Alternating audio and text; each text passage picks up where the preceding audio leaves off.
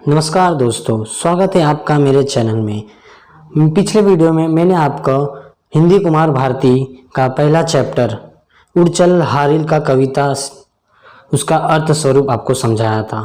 आज मैं उड़चल हारिल पहला चैप्टर का उसका स्वाध्याय कराने जा रहा हूँ। चलिए पहला क्वेश्चन देखते हैं। संजाल पूर्ण कीजिए। तिनके की विशेषताएं। इसमें पहला प्रश्न है, तिनके की विशेषताएं आपको बताना है। कोई 4 तिनके की विशेषता। पहला, अकेला ओछा तिनका। दूसरा, अमर एक रचना का साधन। तीसरा, विधना के प्राणों का संपादन। चौथा, पावन होना। ये तिनके की विशेषता हैं 4। चलिए दूसरे क्वेश्चन पे बढ़ते हैं। कृति पूर्ण कीजिए। हारिल की शक्ति संबंधी कवि की अपेक्षाएं। कवि की अपेक्षाएं बताने का कोई 2 हारिल के शक्ति संबंधी के। पहला देखते हैं, सभी दिशाओं में आगे बढ़ने की, पंख के प्रहार से आसमान में हलचल मचाने की।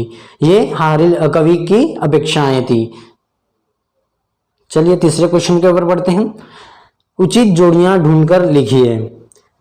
अ और आ का प्राण, स्पंदन, पंख।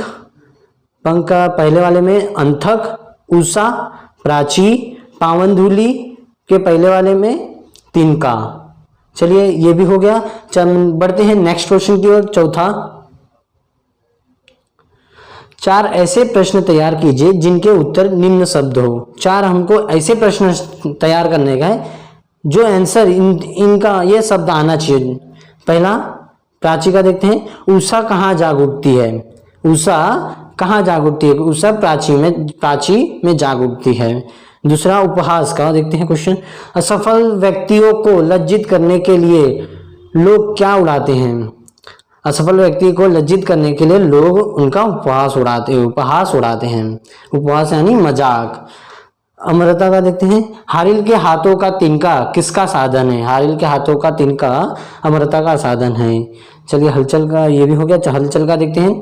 हारिल पक्षी अपने पंखों की चोटों से आकाश में क्या मचा देगा।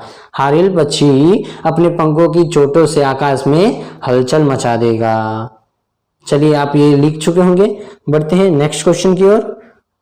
5वां, पद्य में प्रयुक्त प्रेरणादायी पंक्तियां लिखिए। प्रेरणादायी जो आपको जब सबसे ज्यादा उस पंक्ति से प्रेरणा मिली हो। पहला देखते हैं उसका उत्तर। ऊपर ऊपर ऊपर ऊपर बड़ा चीर चल दिगमंडल, अंथक पंखों की चोटों से नभ में एक मचा दे हलचल। तिनका तेरे हाथों में है अमर एक रचना का साधन, तिनका तेरे पंजों में है विधना के प्राणों का स्पंदन।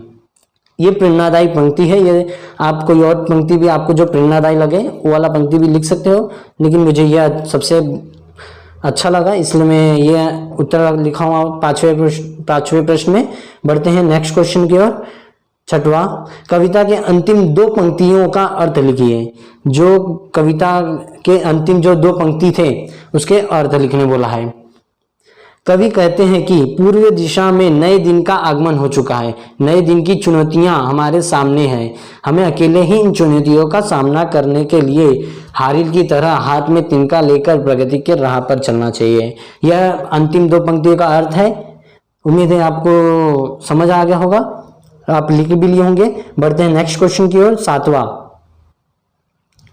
पद्य विश्लेषण कीजिए। निम्न मुद्दे के आधार पर पद्य विश्लेषण बोला है करने के लिए। रचनाकार का नाम, रचना का प्रकार, पसंदीदा पंक्ति पसंद होने का कारण बताना है और रचना से प्राप्त प्रेरणा। आपको रचनाकार का नाम देखिए।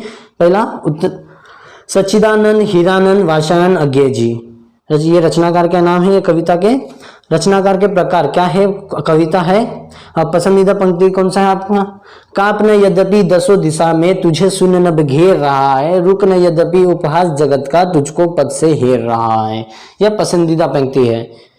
पसंद होने का कारण इसमें आपको बताना है। पसंद होने का क्यों आपको पसंद है।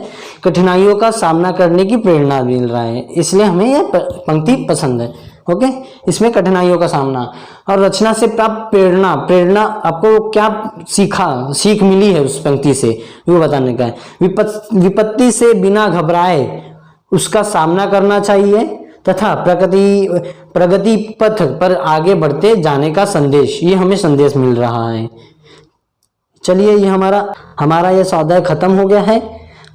अगर आपको यह वीडियो पसंद आया जरूर लाइक कीजिए और दोस्तों में जरूर से शेयर कीजिए, क्योंकि उन्हें भी यह उत्तर मिल सके। और सब्सक्राइब करना ना भूलिए और साथ ही साथ बेल आइकन जरूर प्रेस कर दीजिए, क्योंकि जो मेरे आने वाली वीडियो हो आपको जल्द से जल्द नोटिफिकेशन मिल जाए और ऐसी और वीडियो आपको मिलती रहेगी। मिलते हैं नेक्स्ट वीडियो में, तब तक के लिए जय हिंद।